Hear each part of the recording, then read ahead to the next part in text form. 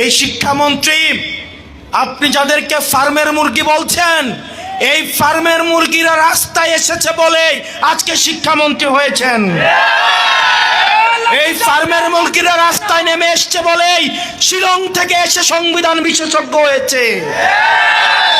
এই ফার্মের মুরগিরা রাস্তায় এসেছে বলেই আজকে লন্ডন থেকে এসে বাংলাদেশের প্রধানমন্ত্রিত্ব করছে।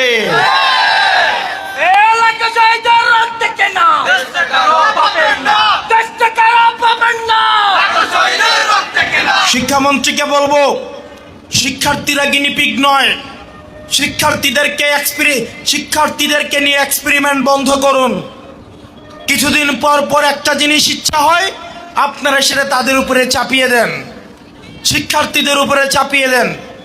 এই শিক্ষার্থীদের আপনাদের এক্সপেরিমেন্টাল টুল না, যে যখন ইচ্ছে তাদেরকে নিয়ে এক্সপেরিমেন্ট করবেন, এক্সপেরিমেন্ট ফেল করলে আবার সে এক্সপেরিমেন্ট তুলে নেবেন।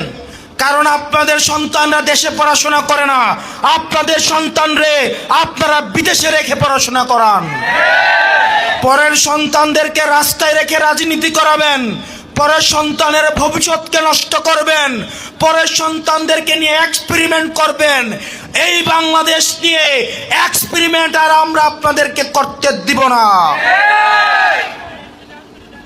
2026 সালের এইচএসসি পরীক্ষার্থীদের প্রতি সংবেদনশীল আচরণ করার অনুরোধ করব।